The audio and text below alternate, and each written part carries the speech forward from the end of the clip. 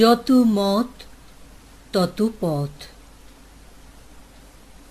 শ্রী শ্রী রামকৃষ্ণের আধ্যাত্মিক অভিযাত্রা। পৃথ্বীরাজ সেন পাঠ করছি গোপা বাগচি।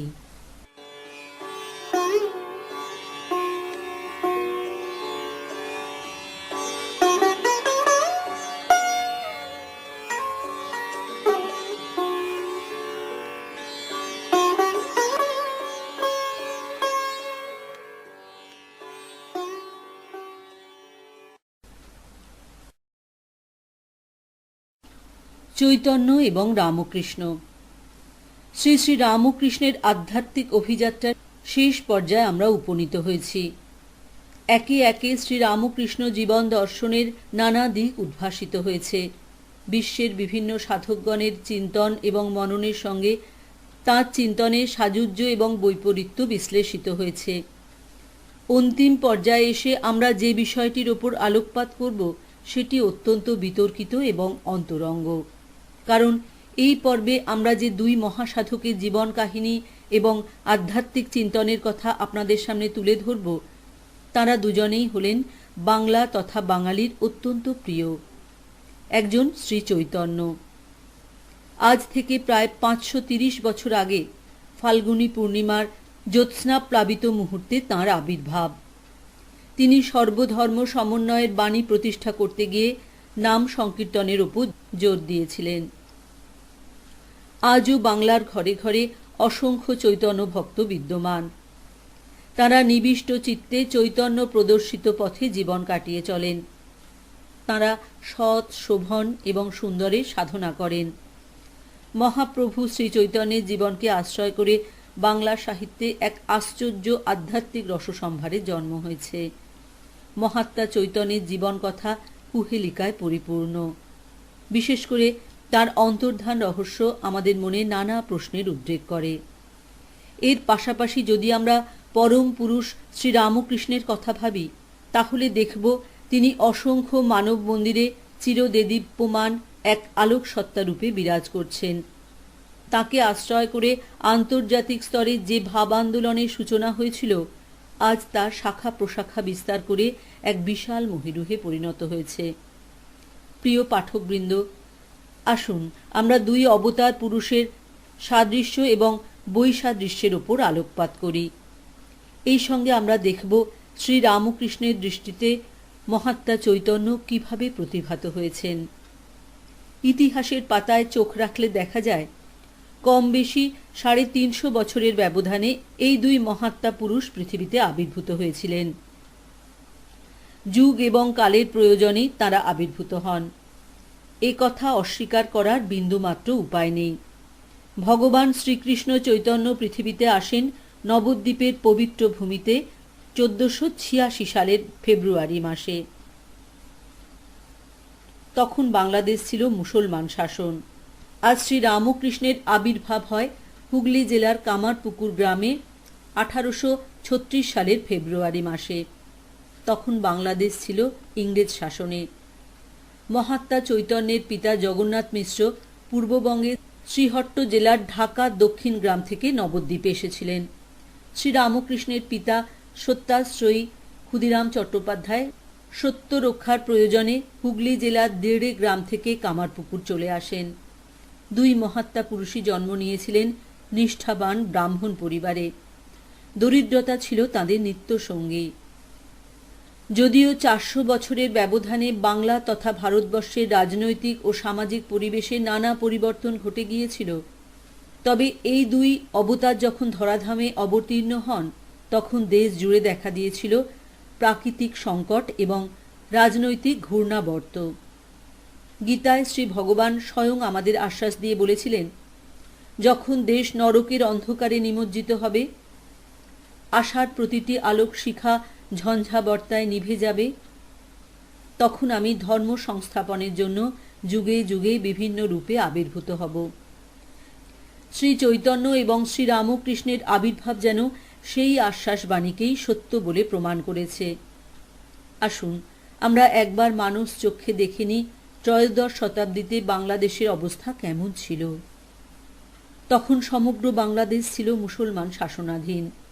মুসলমান শাসকের সৈন্যদল এবং পীর, ফকির ও গাজীদের উপদ্রবে হিন্দু সমাজ তখন একেবারে কোণঠাসা অবস্থায় পৌঁছে গেছে।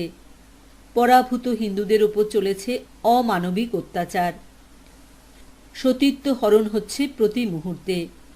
হাজার হাজার হিন্দুকে জোর করে মুসলমান ধর্মে ধর্মান্তরিত করা হচ্ছে। এভাবেই অবিভক্ত বঙ্গদেশে ক্রমশ বৃদ্ধি পাচ্ছে মুসলমানদের সংখ্যা। ধ্বংস হচ্ছে একের পর এক হিন্দু ও বৌদ্ধ মন্দির, আর তাদের ভগ্নাংশ দিয়ে তৈরি হচ্ছে একের পর এক মসজিদ। মহাপ্রভুর জন্মকালে বাংলাদেশে প্রতিষ্ঠিত ছিল জালাউদ্দিন খানের রাজত্ব। এর কয়েক বছর পর 1493 সালে হোসেন শাহ বাংলার মসনদে অধিষ্ঠিত হন।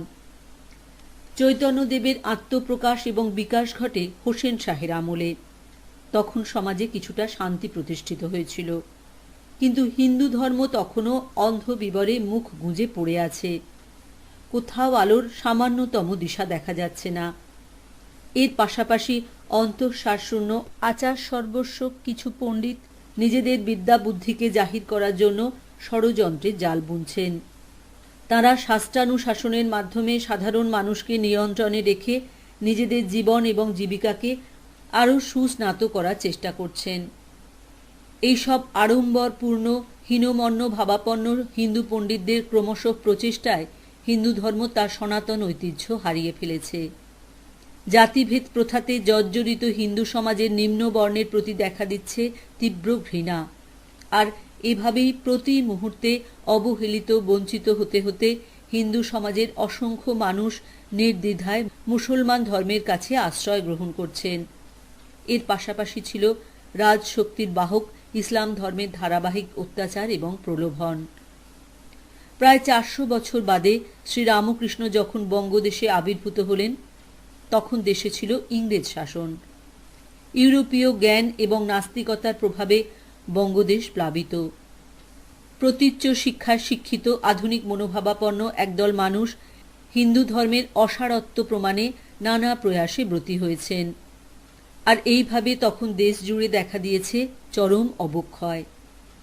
এই দুঃসহ পরিবেশে নিমজ্জিত বঙ্গ সমাজকে নতুন উষার আলোকে আলোকিত করার জন্য স্থাপিত হয়েছে ব্রাহ্ম সমাজ।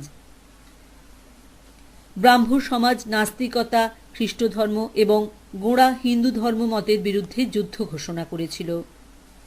যদিও সারা দেশের বুদ্ধিজীবী মানুষকে এই ব্রাহ্ম সমাজ ডাক দিয়েছিল, কিন্তু এই আন্দোলন নিহিত ছিল ভারতের সাংস্কৃতিক ও রাজনৈতিক রাজধানী কলকাতায়। এছাড়া এলেন স্বামী দয়ানন্দ তার আর্য সমাজের ধ্যান ধারণা নিয়ে। জন্ম হল থিওজফিক্যাল সোসাইটি। যখন বাঙালি চিন্তা জগতে এই পটভূমি সূত্রপাত, তখন শ্রী শ্রী রামকৃষ্ণের আবির্ভাব। শ্রী চৈতন্য এবং রামকৃষ্ণের আবির্ভাব বঙ্গ সমাজের অবহেলিত এবং উপেক্ষিত জনসমাজে বিদ্যুৎ স্ফুরণ ঘটে গিয়েছিল। এতদিন পর্যন্ত সমাজের যে অংশ অবহেলিত এবং উপেক্ষিত অবস্থায় বাস করতে বাধ্য হয়েছিলেন, তারা নতুন করে জেগে উঠলেন। তাদের আবার সমাজের মূল স্রোতে ফিরিয়ে আনা হলো। দেখা দিল সাহিত্য, সংস্কৃতি এবং শিল্পের জগতে নবজাগরণ। শ্রী চৈতন্য সমসাময়িক বৈষ্ণব পদকর্তারা অপূর্ব ভাবের আতিশয্যে এবং আবেগের মন্থনে এমন পদ রচনা করলেন, যা আমাদের হৃদ সমুদ্রে আলোড়ন তুলল। আমরা শুনতে পেলাম গভীর দর্শন বাণী। এলেন বাসুদেব ঘোষ, মুরারি গুপ্ত, নরহরি সরকার, গোবিন্দ। এলেন রঘুনাথ ভট্টাচার্য, রঘুনাথ দাস, রূপ সনাতন রায়, রামানন্দ, কৃষ্ণদাস কবিরাজ প্রমুখ আরও অনেকে। চৈতন্য পরবর্তীকালে বৈষ্ণব সাহিত্য ছাড়াও অন্যান্য সাহিত্য ধারাতেও এই প্রবল ভক্তি রসবারি সিঞ্চিত হয়ে হৃদয়গ্রাহী হয়ে উঠল। তাই চৈতন্যদেবকে আমরা বাংলা রেনেসাঁস বা নবজাগরণের প্রথম পুরুষ বলতে পারি। সেই নবজাগরণ এবং চেতনার বিস্ফোরণ বাংলার সর্বক্ষেত্রে কম বেশি অনুভূত হয়েছিল। চৈতন্যের প্রভাবে বাংলা সাহিত্য মঙ্গল কাব্য এবং নাথ সাহিত্যের এক অন্ধকার বিবর থেকে মুক্তি পেয়ে উদারতার পরিমণ্ডলে পরিব্যাপ্ত হয়। শ্রী রামকৃষ্ণের আবির্ভাবের সঙ্গে সঙ্গে সমরূপ একটি নবজাগরণের সূত্রপাত হয়। গিরিশচন্দ্র ঘোষ এলেন বাংলার নাট্য জগৎকে আলোকিত করতে। এলেন উপেন্দ্রনাথ মুখোপাধ্যায় তার বসুমতী পত্রিকা এবং সুলভ সাহিত্য সম্ভার নিয়ে। মাস্টারমশাই মহেন্দ্রগুপ্ত সম্পূর্ণ নতুন ধারায় লিখলেন জীবন কথা। এলেন অক্ষয় কুমার সেন, স্বামী বিবেকানন্দ, ভগিনী নিবেদিতা এবং স্বামী শারদানন্দ প্রমুখ। তাঁরা প্রাবন্ধিক, চিন্তন এবং গবেষক হিসাবে খ্যাতি অর্জন করলেন। তাঁরা জন্ম দিলেন সাহিত্যের নবীন এক ধারা। আর এই নবপ্রবর্তিত ধারাকে পরিপুষ্ট করতে এলেন ম্যাক্স মুলার, রোমারোলা, শাখেনহাইমার প্রমুখ বিশ্বমনীষীরা। তাদের চোখে বাংলা তখন সাংস্কৃতিক জগতে এক পূর্ণ সূর্য। বাংলার সমকালীন সাহিত্যিকেরা পেলেন নতুন পথের সন্ধান। কেউ প্রত্যক্ষভাবে, আবার কেউ বা পরোক্ষভাবে প্রভাবিত হলেন রামকৃষ্ণ ভাবাদর্শে। শ্রী চৈতন্যের আবির্ভাব লগ্নটি যেমন সূচিত হয়েছিল বিদ্যাপতি চণ্ডীদাসের অতুলনীয় ও অবর্ণনীয় মাধুর্যে, রামকৃষ্ণের আবির্ভাব ক্ষেত্রটিও বিমোহিত হয়ে ওঠে রামপ্রসাদ ও কমলাকান্তের মাতৃসঙ্গীতে। তাই আমরা অনায়াসে বলতে পারি যে এই দুই অবতার পুরুষ শুধু আধ্যাত্মিক জগৎকেই প্লাবিত করেননি, অনন্ত জ্যোৎস্নালোকে তারা সাংস্কৃতিক অঙ্গনকেও নানাভাবে সমৃদ্ধ করে তুলেছিলেন। চৈতন্যের আদি নাম বিশ্বম্ভর এবং রামকৃষ্ণের আদি নাম গদাধর। উভয়ের নামই সমার্থক এবং নারায়ণকে বোঝায়। এই দুই মহাপুরুষ তাদের শৈশব অতিবাহিত করেছেন চপলতার মধ্যে। তাদের দুজনের মধ্যেই অলৌকিক প্রতিভার প্রকাশ চোখে পড়ে। তাঁরা ছিলেন শ্রুতিধর। নিমাই অশেষ পাণ্ডিত্য অর্জন করার পর ভক্তি মার্গের পথের পথিক হলেন। রামকৃষ্ণ প্রথম থেকেই প্রাতিষ্ঠানিক শিক্ষার বিরোধিতা করেছেন। আহরণ করেছেন এমন শাস্ত্রজ্ঞান যা সহজে উপলব্ধ হয় না। একেবারে ছোটবেলা থেকেই তারা দুজন ঈশ্বরীয়ভাবে আবিষ্ট হতে থাকেন। মুরারি গুপ্তের কর্চা থেকে আমরা শ্রী চৈতন্যের ছেলেবেলা সম্পর্কে অনেক কথা জানতে পারি। একেবারে ছোটবেলায় নিমাইয়ের মধ্যে ভাবাবিষ্ট অবস্থা দেখা দিত। শ্রী রামকৃষ্ণ বিশালাক্ষী দেবী দর্শন করতে গিয়ে বাহ্যক জ্ঞান হারিয়ে ফেলেন। তিনি কালো মেঘের কোলে সাদা বক দেখে এবং শিবরাত্রি ব্রত উপলক্ষে শিব সেজে শিবের ভাবে সমাধিস্থ হয়েছিলেন। একবার এক তৈর্থিক ব্রাহ্মণ জগন্নাথ মিশ্রের গৃহে আতিথ্য গ্রহণ করেন। তিনি তাঁর ইষ্টদেবের উদ্দেশ্যে ভোগ নিবেদন করেন। ছোট্ট নিমাই সেই ভোগ গ্রহণ করে হাসি মুখে বলেছিলেন, ওগো, চেয়ে দেখো না, আমি খাচ্ছি। শিশু গদাধরও ঠিক এমন কাজ করেছেন। ক্ষুদিরামের ইষ্টদেবতা রঘুবীরের উদ্দেশ্যে নিবেদিত মালা নিজের গলায় পড়েছেন। শ্রী চৈতন্যের সাধনপীঠ নবদ্বীপের অবস্থান পূর্ণ সলিলা গঙ্গা তীরে। শ্রী রামকৃষ্ণের সাধনপীঠ দক্ষিণেশ্বরও এই জাহ্নবীর তীরে অবস্থিত। নবদ্বীপের যে ধ্যানমন্ত্র আমরা জানি, সেটি অনুধ্যান করলে বোঝা যায় ওই জনপদের ভূমিভাগ ছিল কূর্ম পৃষ্ঠাকৃতি, অর্থাৎ কচ্ছপের পিঠের আকৃতির ন্যায়। দক্ষিণেশ্বর মন্দিরটিও কচ্ছপের পিঠাকৃতির ন্যায়। এই জাতীয় ভূমিখণ্ড শক্তি সাধনার জন্য উপযুক্ত। সাধনার প্রথম স্তরেই তারা দুজন ব্যাকুলতার প্রবাহে আন্দোলিত হয়েছেন। চৈতন্য গয়াধামে মন্ত্রদীক্ষার পর দেশে ফিরে এসে ব্রহ্মোন্মাদ অবস্থায় দিন কাটাতেন। দিবা অবসান বা উষার জাগরণ সম্পর্কে তাঁর বাহ্য জ্ঞান থাকত না। দক্ষিণেশ্বরের পূজারী হিসেবে যোগ দেবার পর শ্রী রামকৃষ্ণের অবস্থা ছিল ঠিক এমনই। শরীরে রক্ত প্রবাহ বক্ষে এবং মস্তিষ্কে নিরন্তর দ্রুত প্রবাহিত হওয়ায় বক্ষস্থল সর্বদা আরক্তিম হইয়া রহিল। শ্রী চৈতন্য সারা পৃথিবীকে কৃষ্ণময় দেখতেন। রামকৃষ্ণ দেখতেন স্থল জল অন্তরিক্ষে মা উপস্থিত আছেন। ভগবান শ্রী রামকৃষ্ণ তোতাপুরীর কাছে সন্ন্যাস গ্রহণ করেন, আর মাধবেন্দ্র পুরীর শিষ্য ঈশ্বরপুরী হলেন শ্রী চৈতন্যের দীক্ষাগুরু। এই প্রসঙ্গে বিবেকানন্দ মন্তব্য করেছেন, শ্রী চৈতন্য একজন কেশবানন্দ ভারতীর নিকট সন্ন্যাস লইয়াছিলেন, সুতরাং তিনি ভারতী ছিলেন বটে, কিন্তু মাধবেন্দ্র পুরীর শিষ্য ঈশ্বরপুরী প্রথম তাহার ধর্ম প্রতিভা জাগ্রত করিয়া দেন। বোধহয় বঙ্গদেশের আধ্যাত্মিকতা জাগাইতে পুরী সম্প্রদায় বিধাতা কর্তৃক নির্দিষ্ট। ভগবান শ্রী রামকৃষ্ণ তোতাপুরীর নিকট সন্ন্যাস গ্রহণ করেন। শ্রী চৈতন্য ব্রহ্মজ্ঞান লাভের প্রেরণাতে 10 নামী সন্ন্যাসীদের উপস্থিতিতে স্বামী কেশবানন্দ ভারতীর কাছে দীক্ষা নিয়েছিলেন।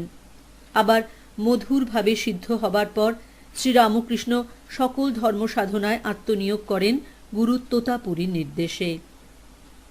শ্রীরামকৃষ্ণ এবং শ্রী চৈতন্যের সংস্পর্শে এসে তাঁদের গুরুরাও স্ব জীবনে নতুনভাবে পূর্ণতা লাভ করেন।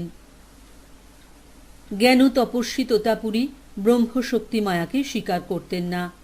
তিনি পুরুষাকারকেই সিদ্ধা সাধকের সর্বোচ্চ শক্তি বলে মনে করতেন। এই তোতাপুরীকেই শ্রীরামকৃষ্ণ বলেছিলেন, এতদিন যাহাকে ব্রহ্ম বলি উপাসনা করিয়া তোতা প্রাণের ভক্তি ভালোবাসা দিয়া আসিয়াছেন, সেই মা শিব শক্তি একাধারে হরগৌরী মূর্তিতে অবস্থিত। ব্রহ্ম ও ব্রহ্মশক্তি অভেদ। মহাপ্রভুর ক্ষেত্রেও একই ঘটনা ঘটেছিল। কেশব ভারতীর কাছে দীক্ষা গ্রহণ করার পরেও তিনি হরিনামে মাতোয়ারা ছিলেন। তাঁর প্রভাবে কেশব ভারতীর জীবনে স্মরণযোগ্য এক পরিবর্তন ঘটে যায়। জ্ঞানের সঙ্গে পরাশক্তির মিলন ঘটে। জ্ঞানমার্গী চৈতন্যের জীবনে ভক্তিভাবের প্রভাব ঘটেছিল।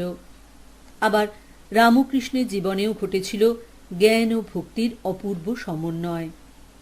চৈতন্য দিব্যোন্মাদ অবস্থায় মৃত্তিকায় মুখ ঘর্ষণ করতেন। নিজের জননী শচীদেবীকে ভগবতী বলে প্রণাম করতেন। সন্ন্যাস গ্রহণের পর শান্তিপুরে এসে জননীকে দূর থেকে দেখে ভূমিষ্ঠ হয়ে প্রণাম নিবেদন করেন। শ্রীরামকৃষ্ণ নিজের জননী চন্দ্রমণি দেবীকে সাক্ষাৎ দেবী জ্ঞানে প্রণাম করতেন। তিনি নিজের জননীকে নিজের সাধনধাম দক্ষিণেশ্বরে নিয়ে আসেন।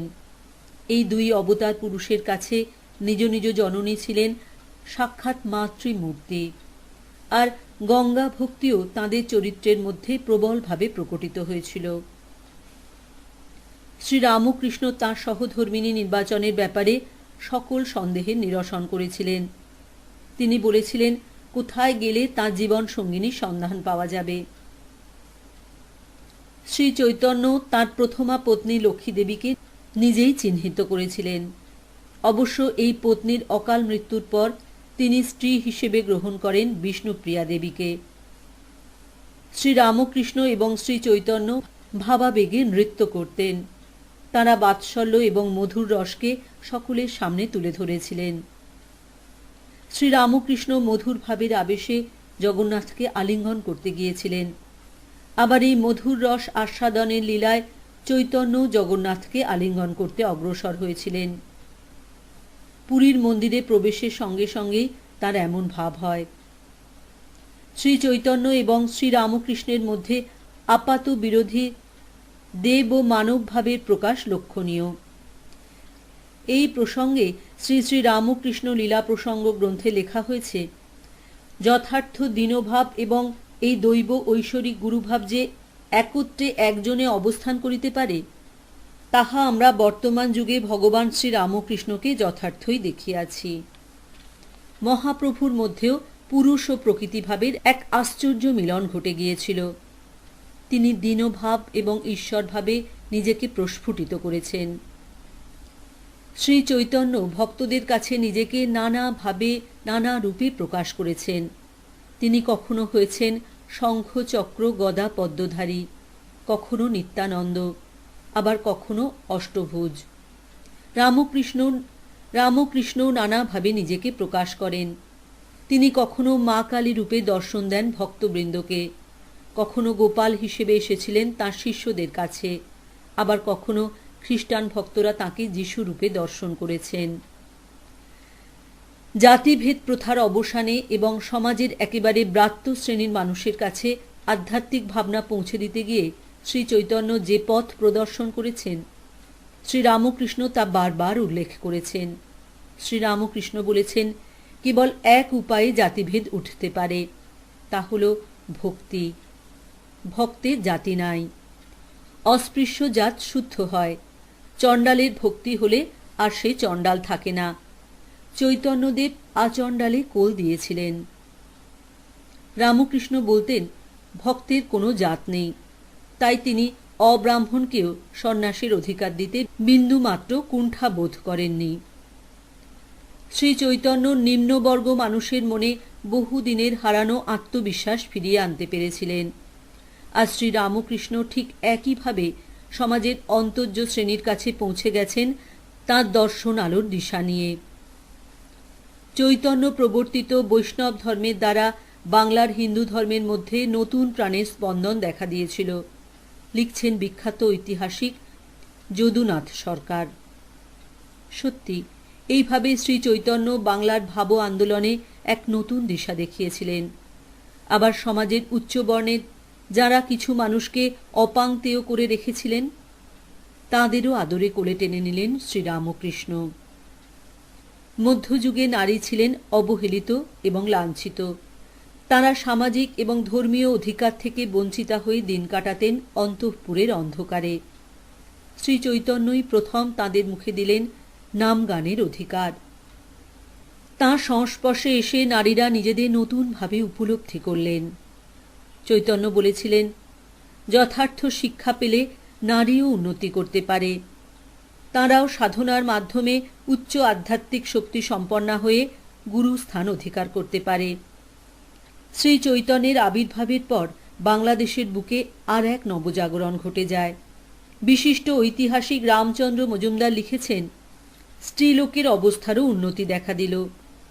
বলরাম দাসের পদে আছে, সংকীর্তন মাঝে নাচে কুলের বৌহারি, অর্থাৎ কুলবধূরাও প্রকাশ্য সংকীর্তনে যোগ দিচ্ছেন।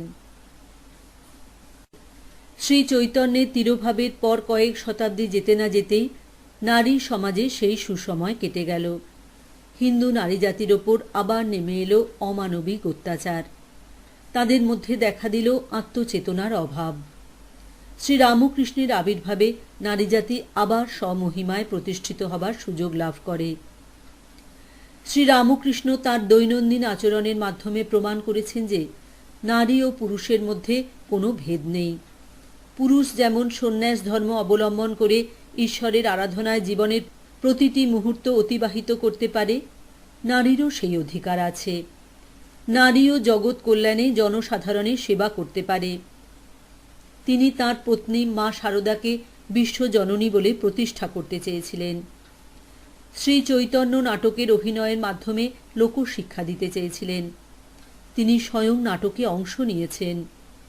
রামকৃষ্ণ নাটককে লোকশিক্ষার অন্যতম বাহক বলে ঘোষণা করেছেন। সঙ্গীত শ্রী চৈতন্য এবং বৈষ্ণব ধর্মের প্রাণস্বরূপ। সঙ্গীতের মাধ্যমে ঈশ্বর সাধনা করা যায়, একথা আমরা অনায়াসে বলতে পারি। শ্রী রামকৃষ্ণ অধ্যাত্ম সঙ্গীতের গুরুত্ব এবং উপযোগিতা অনুভব করেছিলেন। আরেকটি ক্ষেত্রে এই দুই অবতারের মধ্যে সাদৃশ্যতা দেখা যায়। শ্রী চৈতন্যের জীবদ্দশাতেই তাঁর মূর্তি পূজিত হয়েছে, তেমনভাবে শ্রী রামকৃষ্ণের জীবিতকালে তাঁর ছবি ভক্তদের ঘরে ঘরে পূজিত হয়েছে। এবার অন্য একটি বিষয়ের উপর আমরা আলোকপাত করব। তা হল শ্রী রামকৃষ্ণের দৃষ্টিতে মহাপ্রভু চৈতন্য কিভাবে এবং কী রূপে প্রতিভাত হয়েছিলেন। শ্রী রামকৃষ্ণ তার পূর্ববর্তী ধর্মীয় চেতনাকে বোধ এবং বোধির নিরিখে বিচার করতে চেয়েছিলেন। শ্রী রামকৃষ্ণ যে ধর্ম আমাদের সামনে তুলে ধরেন তা বিজ্ঞানসম্মত। যুক্তি এবং বুদ্ধির আলোকে পরীক্ষা নিরীক্ষা না করে তিনি চৈতন্যকে অবতার হিসেবে মানতে রাজি ছিলেন না। তাই প্রথম জীবনে তাঁর কাছে শ্রী চৈতন্য ছিলেন একজন মহাপুরুষ। লীলা প্রসঙ্গকার স্বামী শারদানন্দ বলেছেন, শ্রী গৌরাঙ্গের অবতারত্ব সম্বন্ধে আমাদের ভিতর অনেকেই যখন তখন সন্দিহান ছিলেন। এমন বৈষ্ণব অর্থে ছোট লোক এই কথাই বুঝিতেন। এবং সন্দেহ নিরসনের নিমিত্ত ঠাকুরকে অনেক সময় ওই বিষয়ে জিজ্ঞাসাও করিয়াছিলেন। ঠাকুর তদুত্তরে আমাদের একদিন বলিয়াছিলেন, আমারও তখন ওই রকম মনে হতো রে। ভাবতুম পুরাণ ভাগবত কোথাও কোনো নামগন্ধ নেই, চৈতন্য আবার অবতার। ন্যাড়া নেড়িরা টেনে টুনে একটা বানিয়েছে আর কি। কিছুতেই ও কথা বিশ্বাস হতো না। তারপর কিভাবে তার বিশ্বাস হলো সেই কাহিনীও আমরা শুনে নেব তার ভাষ্যানুসারে। মথুরের সঙ্গে নবদ্বীপ গেলুম। ভাবলুম যদি অবতারই হয় তাহলে সেখানে কিছু না কিছু প্রকাশ থাকবে, দেখলে বুঝতে পারব। একটু প্রকাশ দেখবার পর এখানে ওখানে বড় গোসাইয়ের বাড়ি, ছোট গোসাইয়ের বাড়ি ঘুরে ঘুরে ঠাকুর দেখে বেড়ালুম। কোথাও কিছু দেখতে পেলুম না। সব জায়গাতেই এক একটা কাজের মুরদ হাতে তুলে খাড়া হয়ে রয়েছে দেখলুম। দেখে প্রাণটা খারাপ হয়ে গেল। ভাবলুম কেনই বা এখানে এলুম। তারপর ফিরে আসবো বলে নৌকায় উঠছি, এমন সময় দেখতে পেলুম অদ্ভুত দর্শন। দুটি সুন্দর ছেলে, এমন সুন্দর রূপ কখনো দেখিনি। তপ্ত কাঞ্চনের মতো রং, কিশোর বয়স, মাথায় করে একটা জ্যোতির্মণ্ডল হাতে তুলে আমার দিকে চেয়ে আকাশ পথ দিয়ে ছুটতে ছুটতে আসছে। আমি ওই এলো রে এলো রে বলে চেঁচিয়ে উঠলুম। ওই কথাগুলি বলতে না বলতে তারা নিকটে এসে নিজের শরীর দেখাইয়া এর ভেতর ঢুকে গেল। আর বাহ্যজ্ঞান হারিয়ে পড়ে গেলুম। জলেই পড়তুম, হৃদে নিকটে ছিল, ধরে ফেললে। এইরকম ঢের সব দেখিয়ে বুঝিয়ে দিলে বাস্তবিকই অবতার, ঐশ্বরিক শক্তির বিকাশ। এইভাবে শ্রী চৈতন্য তাঁর উত্তর পুরুষকে প্রভাবিত করেছিল। শ্রী চৈতন্য যে এক ঐশী শক্তির দোত্তক, সিদ্ধ সাধক শ্রী রামকৃষ্ণ তা জানতে পারলেন। একবার শ্রী রামকৃষ্ণের ইচ্ছে হয়েছিল তিনি ভাবনেত্রে শ্রী গৌরাঙ্গের নগর সংকীর্তন দেখবেন। এই মনোবাসনা নিয়ে দক্ষিণেশ্বরে ঘরে বাইরে দাঁড়িয়ে থাকলেন। দেখলেন পঞ্চবটির দিক থেকে এক সঙ্গীত তরঙ্গ বকুলতলার দিকে অর্থাৎ তার নিজের দিকে আসছে। সেখান থেকে বেঁকে কালীবাড়ির প্রধান ফটকের দিকে যাচ্ছে এবং বৃক্ষ সমূহের অন্তরালে চলে যাচ্ছে। জনতার মধ্যভাগে শ্রী চৈতন্য মহাপ্রভু, নিত্যানন্দ প্রভু এবং অদ্বৈত প্রভুকে দেখা গেল। সেখানে তিনি তাঁর দুজন পার্ষদকে দেখলেন, একজন শ্রীম, অপরজন শ্রী বলরাম বসু। এই দৃশ্য বর্ণনাতেই প্রমাণিত হয় যে শ্রী রামকৃষ্ণ কিভাবে চৈতন্য ভাব তন্ময়তাতে বিহ্বল হয়ে পড়েন। তাঁর ভাষায় কখনো রাধাকৃষ্ণের ভাবে থাকতুম, ওই রূপ সর্বদা দর্শন হতো। আবার কখনো গৌরাঙ্গের ভাবে থাকতুম, দুই ভাবের মিলন, পুরুষ ও প্রকৃতি ভাবের মিলন। এই অবস্থায় সর্বদাই শ্রী গৌরাঙ্গের রূপ দর্শন হতো। শ্রী রামকৃষ্ণের জীবনে একাধিকবার এইভাবে ভাব তন্ময়তা ঘটে যায়। কলকাতার কলুটোলার কালীদত্তের বাড়িতে শ্রীমদ্ ভাগবত পাঠের আসর বসেছে। সেখানে আমন্ত্রিত হয়ে ভাগ্নে শ্রী রামকৃষ্ণ হৃদয়রামকে নিয়ে সেখানে গেছেন। সেখানে ছিল শ্রী চৈতন্যের উদ্দেশ্যে রচিত চৈতন্যাসন। সেই পাঠের আসরে সূক্ষ্ম শরীরে যেন ভগবান শ্রী চৈতন্য উপস্থিত ছিলেন। পাঠ শুনতে শুনতে ভাবে আত্মহারা শ্রী রামকৃষ্ণ চৈতন্যাসনে উঠে দাঁড়ালেন, ডুবে গেলেন আত্মমগ্ন সমাধিতে। তাঁর সমস্ত মুখমণ্ডল অনির্বচনীয় আলোক শিখার বিভাযুক্ত হয়ে উঠল। উপস্থিত জনমণ্ডলী বুঝতে পারল তার মধ্যে স্বয়ং চৈতন্যের আবির্ভাব ঘটে গেছে। এই ঘটনাতেই প্রমাণিত হয় যে তিনি কিভাবে চৈতন্যের আদর্শের দ্বারা উদ্বুদ্ধ হয়েছিলেন। কলুটোলার নবীন সেনের বাড়িতে সংকীর্তনের আসরে শ্রী রামকৃষ্ণ ভাবে বিভোর হয়ে গাইছিলেন, গৌর প্রেমের ঢেউ লেগেছে গায়ে, হুঙ্কারে পাষণ্ড দলন ও ব্রহ্মাণ্ড তলিয়ে যায়। গানের সঙ্গে চলছে তার অপরূপ নৃত্য। ভক্ত অঘোষ সেনের বাড়িতেও তিনি এইভাবে ভাবনৃত্যে যোগ দিয়েছিলেন। নৃত্যে যোগ দেন নরেন্দ্রনাথ দত্ত। স্টার থিয়েটারে গিরিশ ঘোষের চৈতন্যলীলা দেখতে গেছেন। 1884 সালের 21শে সেপ্টেম্বর। নাটক শেষ হবার পর শ্রীরামকৃষ্ণ ভাবাবেশে চৈতন্যের ভূমিকায় অভিনেত্রী বিনোদিনীর পাদস্পর্শ করতে গিয়েছিলেন। তারপর বলেছিলেন, বলো মা, গুরু হরি, হরি গুরু। বিনোদিনীকে আশীর্বাদ করে বললেন, মা তোর চৈতন্য হোক।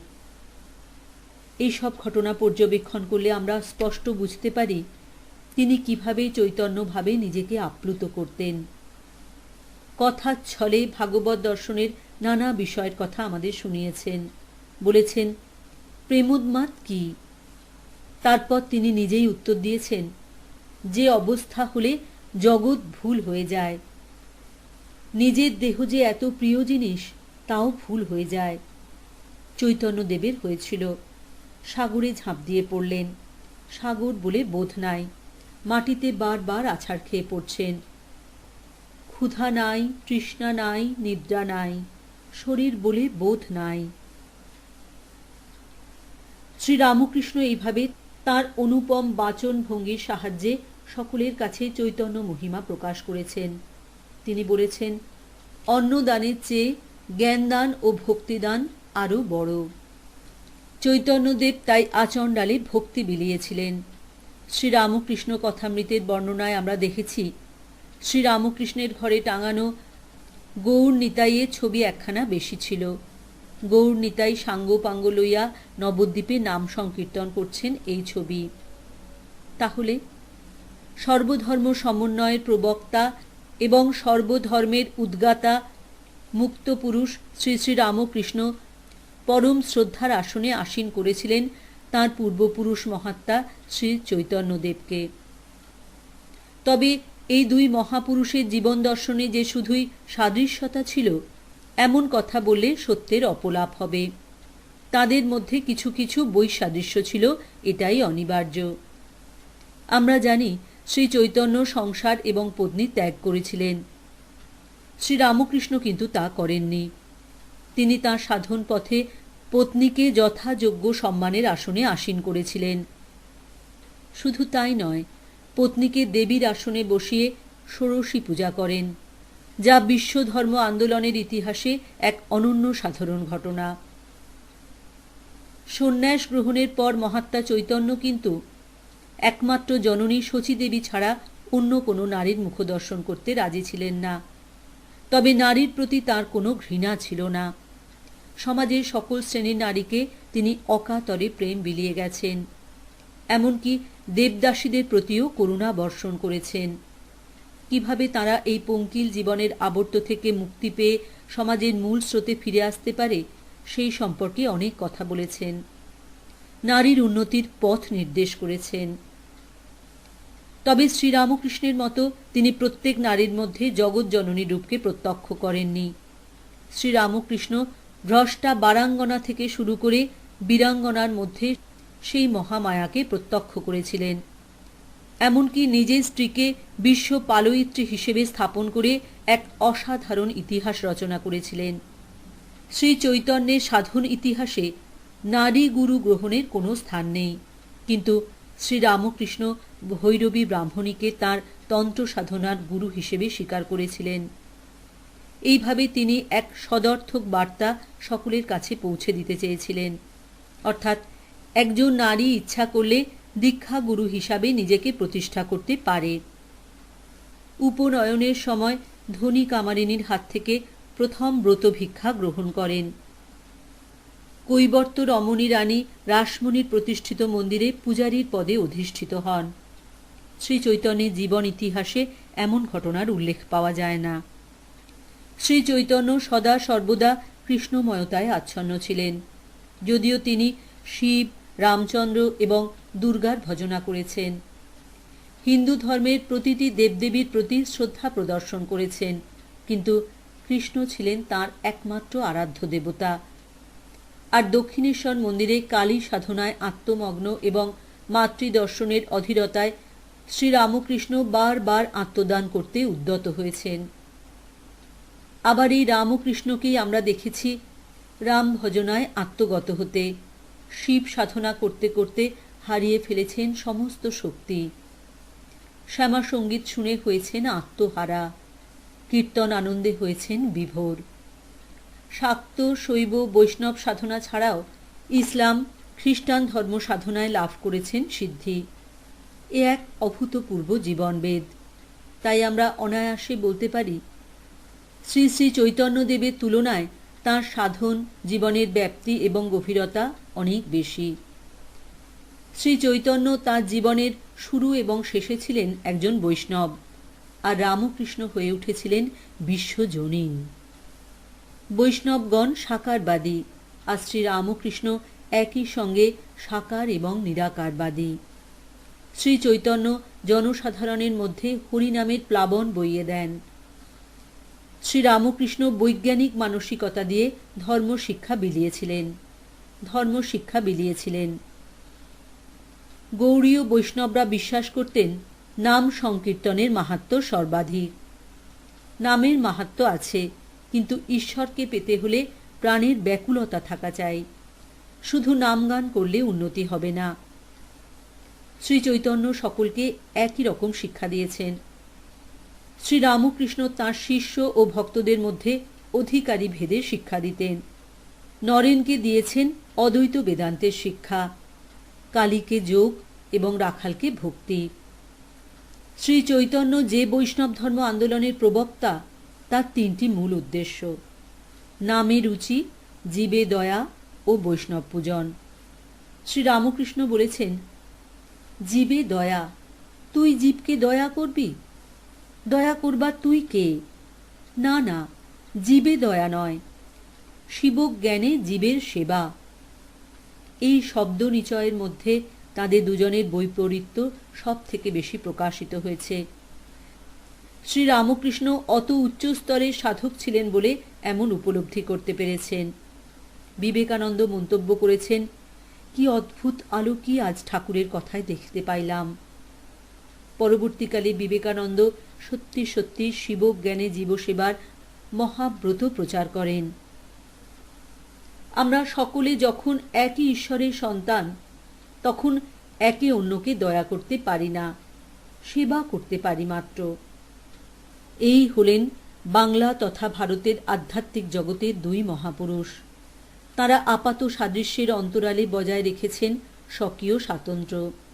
যুগের প্রয়োজন মেটাতে গিয়ে একজনের ভূমিকা অন্যজনের থেকে পৃথক হয়ে গেছে।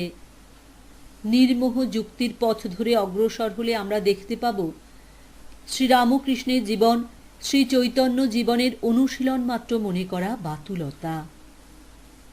তবে একটি কথা স্বীকার করা উচিত, তা হল শ্রীরামকৃষ্ণ শ্রী চৈতন্যের প্রেম ধর্মকে আধুনিকভাবে মূল্যায়িত করে মানুষের হাতে তুলে দিয়েছিলেন। বৈষ্ণব সম্প্রদায় নানাভাবে অধঃপতিত হয়েছিল। এই বিষয়টি শ্রীরামকৃষ্ণ মন থেকে মানতে পারেননি। তিনি চেয়েছিলেন জনসাধারণের মধ্যে যেন নতুনভাবে চৈতন্য দর্শন উন্মোচিত হয়। তাঁর সযত্ন প্রয়াসে চৈতন্য প্রবর্তিত প্রেম ধর্ম আবার নতুনভাবে মানুষের জীবনের শুষ্ক স্রোতস্বিনীকে প্লাবিত করল। তাঁর সর্বজনীন ধর্মচেতনা সমস্ত বিশ্বের মানুষকে এক নতুন আবেগে উদ্বুদ্ধ করল। তাই আমরা অনায়াসে বলতে পারি যে শ্রী চৈতন্য যে বিশ্বধর্ম সমন্বয়ের শুভ সূচনা করেছিলেন, শ্রী রামকৃষ্ণ তাকে পরিপূর্ণ রূপ দান করেছেন। তারা ছিলেন একে অন্যের পরিপূরক, এ বিষয়ে সন্দেহের কোনো অবকাশ নেই। নমঃ শ্রীরামকৃষ্ণ।